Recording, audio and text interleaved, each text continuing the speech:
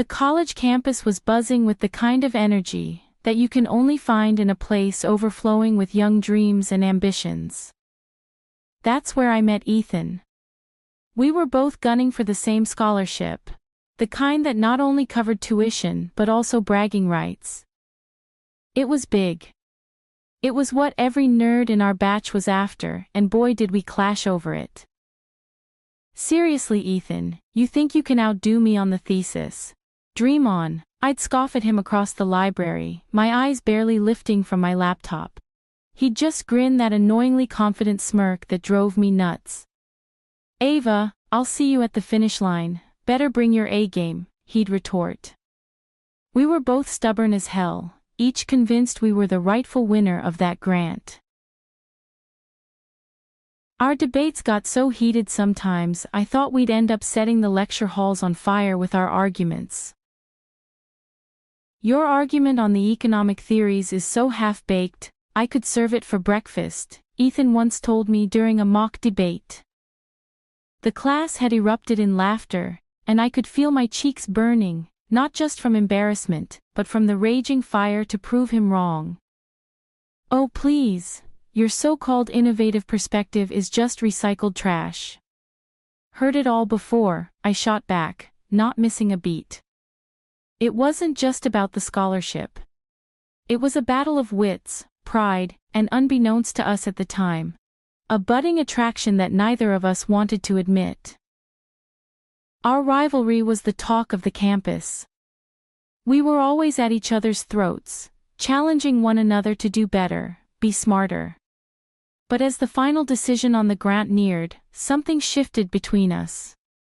Maybe it was the late-night study sessions that ended in shared coffee breaks, or the way we'd inadvertently learn more about each other's lives beyond the books.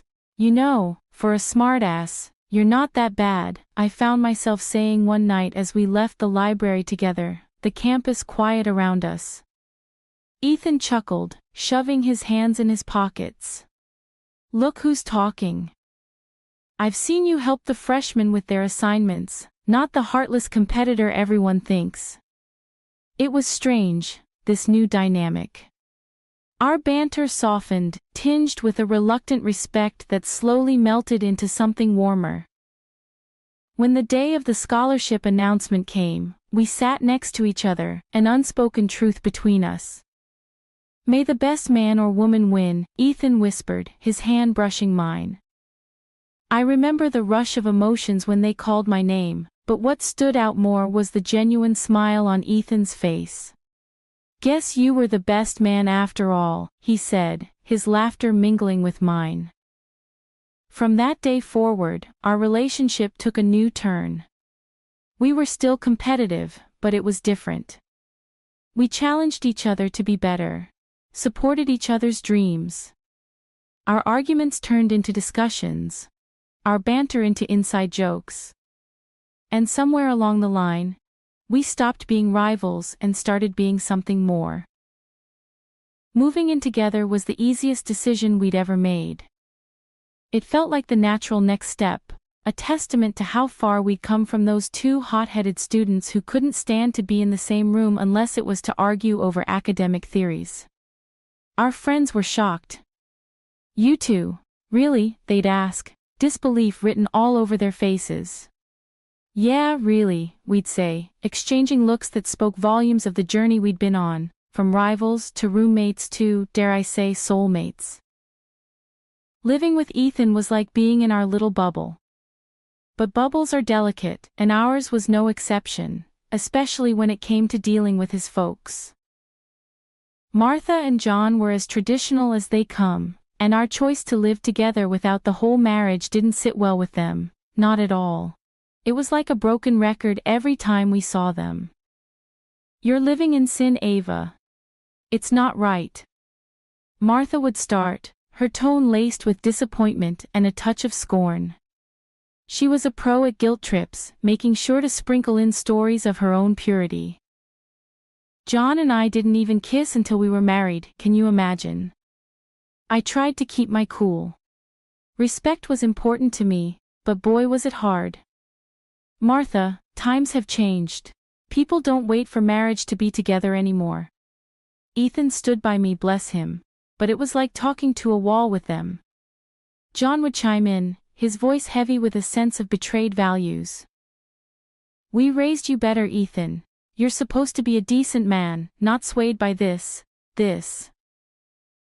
That's what I was to them, never Ava, always this, as if I were some bad influence, instead of the person their son loved. Ethan tried to bridge the gap. Mom, Dad, I love Ava. We're happy. Can't you just be happy for us? But nope, it was like everything he said just bounced off them. Martha, with her knack for drama, would clutch at her pearls, literally. Happy? How can we be happy when you're living in sin? It's not right, Ethan. You know it's not. The worst part. Ethan was caught in the crossfire. His folks made it seem like I had him under some spell. You've changed, son. This isn't you, John would say, shaking his head as if Ethan was some puppet gone rogue. And me? I was trying not to lose it. I respected their beliefs, sure, but the constant judgment was a drag. I told Ethan as much. I get where they're coming from, but I'm not the enemy here. We're just living our lives. I know he'd sigh, looking like he was carrying the world on his shoulders. It's just, they're my parents. I wish they could see how good we are together. In the end, it felt like we were stuck in this loop. Us trying to live our lives, them seeing it as some personal affront. It was exhausting dealing with the endless lectures and the not-so-subtle digs at our life choices. But what could we do? They were his parents, and no amount of reasoning seemed to make a dent. So we kept on living our sinful life, hoping one day they'd come around, or at least stop making every dinner feel like a trial, where we were always found guilty. Just when I thought Martha and John's nagging couldn't get any worse, they hit us with a new plan. You both need guidance, Martha announced one evening, her tone more determined than ever. We've arranged for you to meet with Father Mike. He'll set you straight.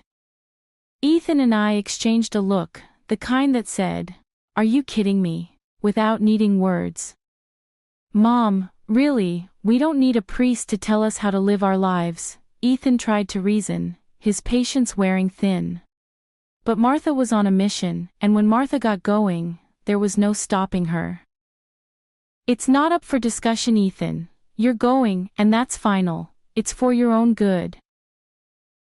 So there we were, a few days later, sitting uncomfortably in Father Mike's office, a cozy little room filled with religious books and those cliché inspirational posters. Father Mike was a kind-looking man, but the situation was just absurd.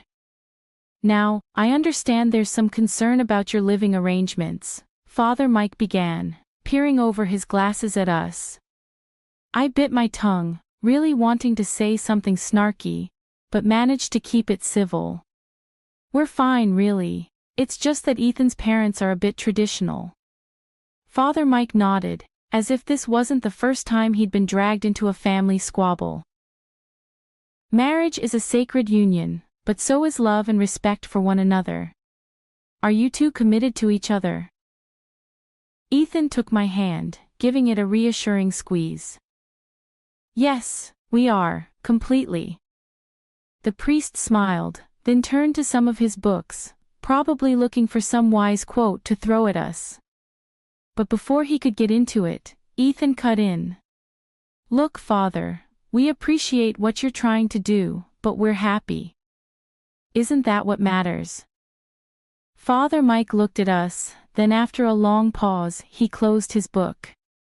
You're right, happiness and commitment are what truly matter. Maybe it's not me who needs to guide you, but perhaps I can help your parents understand your choices. That meeting didn't magically fix everything, but it was a start, or so we thought. Martha and John thanked Father Mike for his time but seemed to ignore the whole, happiness and commitment are what truly matter part. Instead, they focused on this sacred union bit. See, even Father Mike agrees. You two need to get married, Martha insisted, completely missing the point. Ethan and I just looked at each other, the reality of the situation sinking in. No matter what we did, it seemed like his parents would never be satisfied. It was like banging our heads against a brick wall. Let's just get married and get it over with, I muttered to Ethan on our way home, half joking but also half desperate for some peace. Ethan sighed, the weight of the world on his shoulders. I'll do anything if it means they'll finally leave us alone.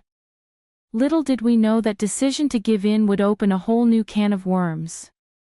But at that moment, all we wanted was a break from the constant pressure. If a wedding was what it took, then so be it. The wedding was something straight out of a fairy tale, or so I thought. I pulled out all the stops to make sure it was an event that would make Martha and John happy, given their traditional views. The church was decked out in flowers, the music was solemn yet uplifting, and I was dressed in a gown that was the very definition of elegance. Even Martha, who could rival a statue when it came to showing emotions, shed a few tears during the ceremony. But of course, there was a catch. My friends, who'd been my rock through this whole ordeal, came dressed to kill. They looked amazing, but apparently, their style was a bit too much for Martha. Did you see how they're dressed? She whispered to me right in the middle of the reception. It's a wedding, not a nightclub. I could feel my cheeks burning, not sure if it was from anger or embarrassment. Martha, they're my friends. They're here to celebrate with us. Can we just focus on that? I said. She clucked her tongue, shaking her head like I'd just failed the world's easiest test. I'm just saying, a little modesty wouldn't hurt. After we caved and got hitched, Martha and John must have thought they snagged an all-access pass to our place. No kidding, they started popping by every single day. If you ever needed a live demo of what too much looks like, this was it. One Saturday morning, there's a knock that could wake the dead. I'm talking 6:00 a.m., and these two are at our door like they're about to miss a flight.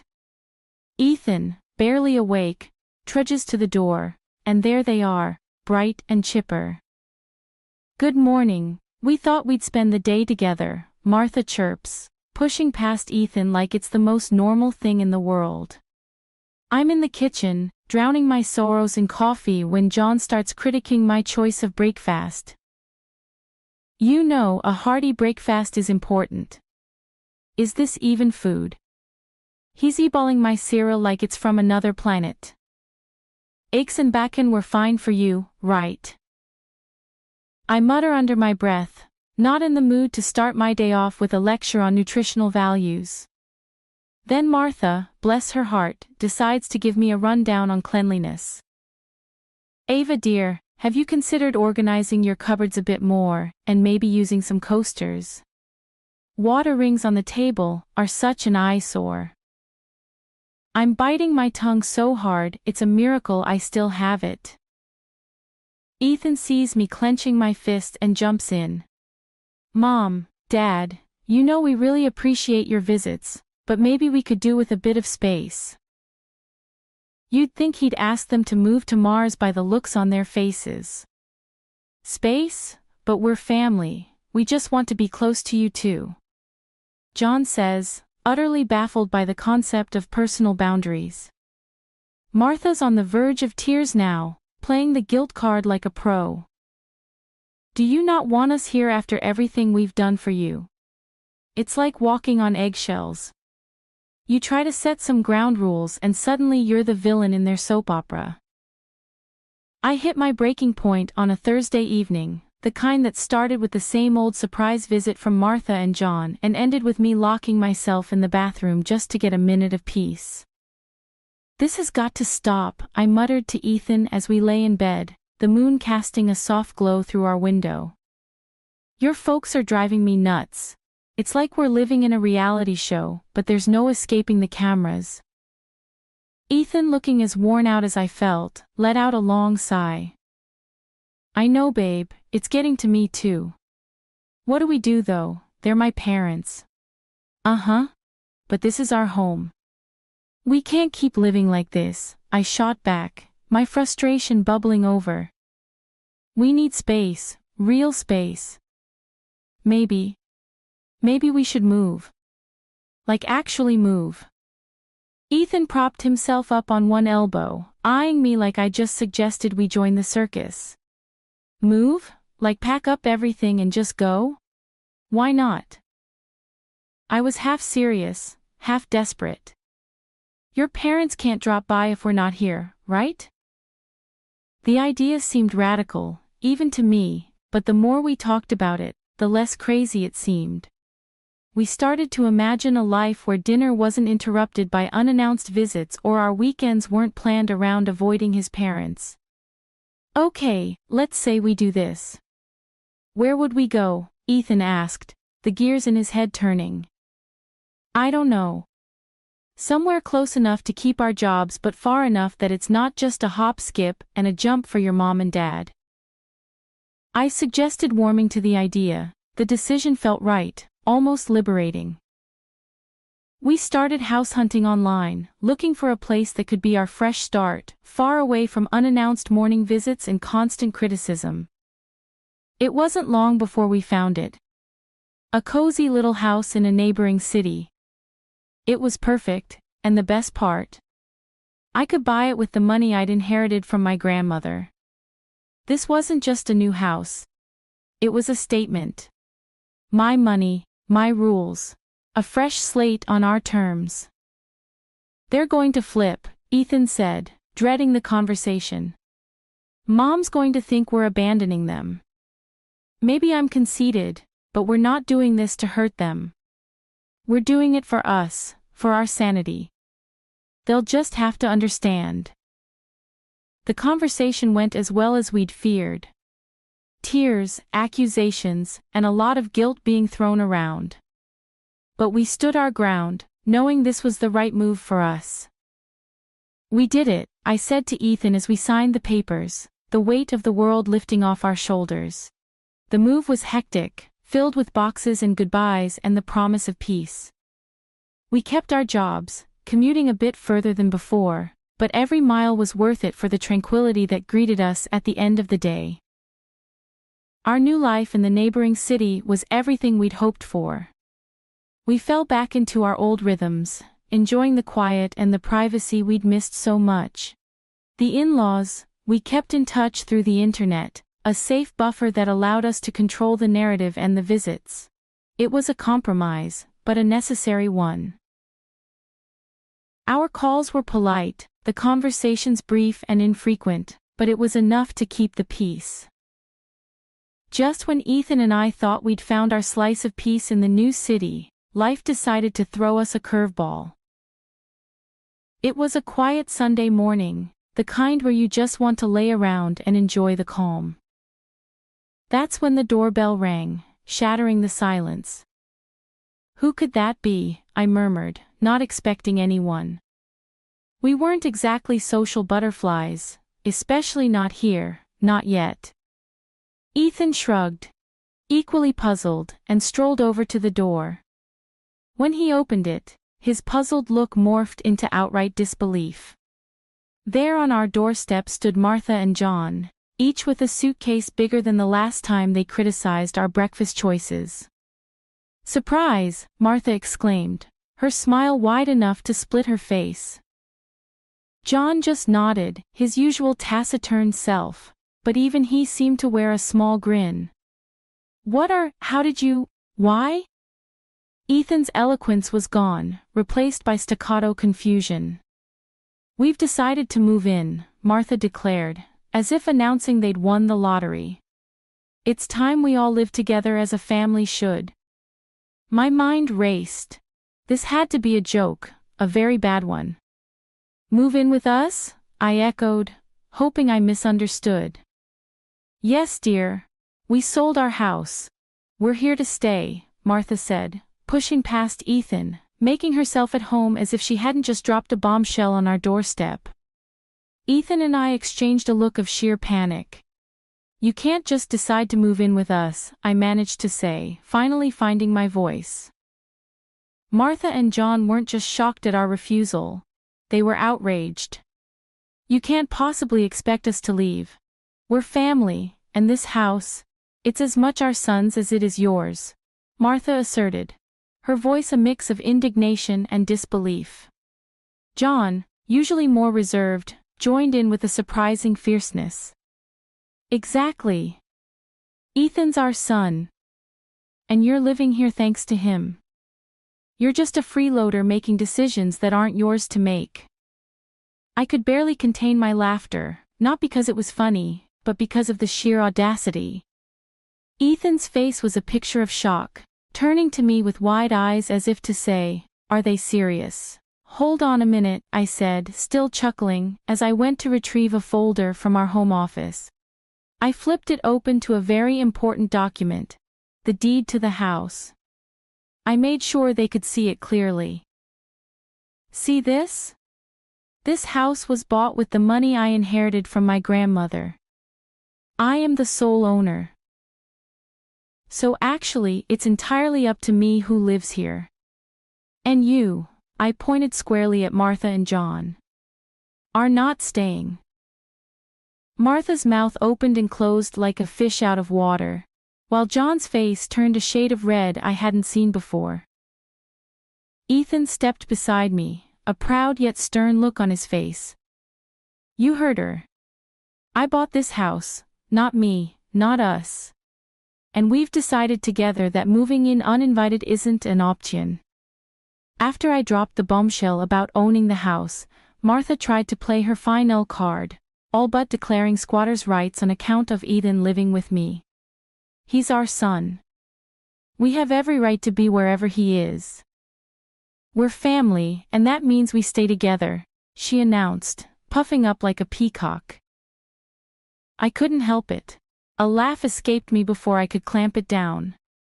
This was it, the moment I'd been keeping close to the chest for just such an occasion.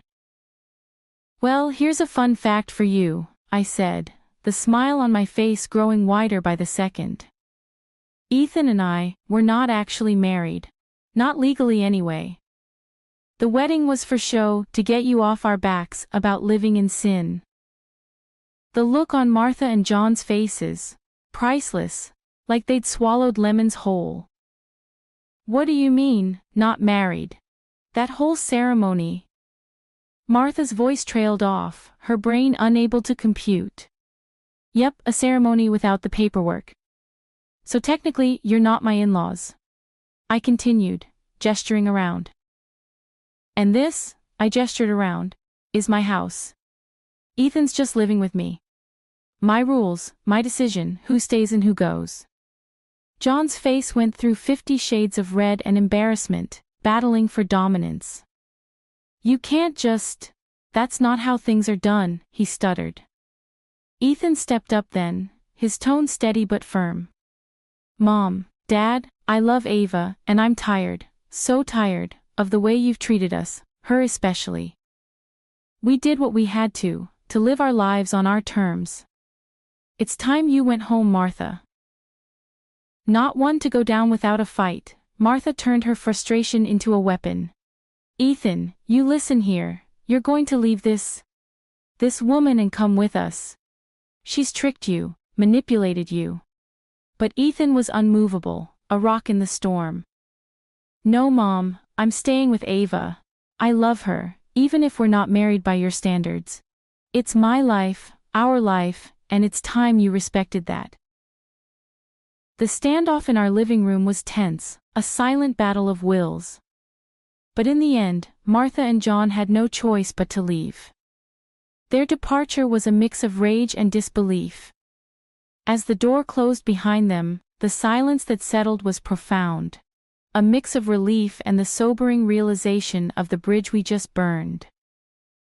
Ethan and I looked at each other, a single thought between us. No matter what, we were in this together. After Martha and John huffed out of our place, tails between their legs, word got around through the grapevine that their big move was all a bluff. They never sold their house. It was just a ploy to muscle in on us, thinking they could pull one over and make themselves comfy at our expense. Can you believe that? The nerve of some people, I exclaimed. But hey, here we are, still in our own little slice of heaven, shaking our heads at the whole mess. Can you imagine if they actually had sold their house? I said to Ethan one evening, the two of us sprawled out on the couch, enjoying the peace and quiet. Ethan chuckled, a deep hearty sound that filled the room. That would have been a disaster. Good thing they're too attached to their precious home to actually go through with it. We got to talking about the future, just the two of us, figuring out where we go from here. So what do you think about making it official? You know, after if we're lucky enough to have a kid, Ethan asked, a bit hesitantly. I thought about it, turning the idea over in my mind. I guess it might make things simpler paperwork-wise. But you know, I don't need a piece of paper to tell me I'm yours. Yes, I feel the same. It's just us, as always has been, always will be. Screw anyone who thinks they can dictate how we live our lives, Ethan said, his voice firm with conviction. It was settled then. We'd cross that bridge when we came to it. But for now, we were content. Just Ava and Ethan against the world. No legal documents needed to validate what we had. Our love was the real deal, stamps in the passports or not. And as the days turned into weeks, and the weeks into months, that feeling of us against the world only grew stronger. We were a team, and nothing, not even sneaky in-laws with their bizarre schemes, could tear us apart. As for Martha and John, well, they kept their distance. Maybe they learned their lesson, maybe not. But one thing was for sure. Ethan and I were untouchable, living our lives on our own terms, in our own time. The future looked bright from where we were sitting, a blank canvas ready to be filled with love, laughter, and maybe just maybe, the pitter-patter of tiny feet. But until then, we were just fine, enjoying the peace, thankful for every quiet moment we had together in our little sanctuary.